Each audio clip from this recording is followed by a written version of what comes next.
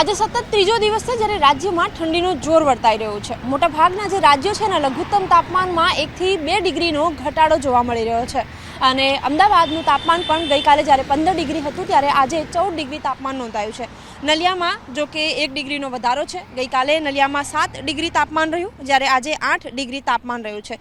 જો કે અન્ય જે જિલ્લાઓ છે એમાં તાપમાનમાં સામાન્ય જે તાપમાન છે, સામાન્ય લઘુત્તમ જે તાપમાન છે એના કરતાં ઘટાડો જોવા મળી રહ્યો છે। હાલ વડોદરાની વાત કરીએ 14.2 ડિગ્રી, જ્યારે ભાવનગરમાં 14.6 ડિગ્રી તાપમાન નોંધાયું છે।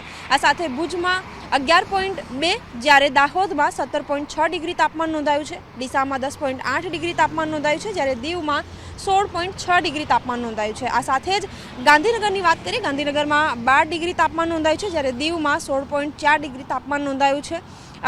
કંડલામાં 13 ડિગ્રી, જ્યારે જે સુરત છે એમાં 15.6 ડિગ્રી તાપમાન નોંધાયું છે। એટલે કે મોટા ભાગના જે જિલ્લાઓ છે તેમાં તાપમાનમાં ઘટાડો છે અને ઠંડીનો અનુભવ છે। પવન વર્તાઈ રહ્યો છે, પવનના કારણે ઠંડીનો અનુભવ થઈ રહ્યો છે। જો કે હવામાન વિભાગે જે પ્રમાણે આગાહી વ્યક્ત કરી છે એ મુજબ આગામી 3 દિવસ સુધી સતત હવે ક્રમશઃ તાપમાન ઊંચું જશે, જેના કારણે ઠંડીમાં ઘટાડો થશે।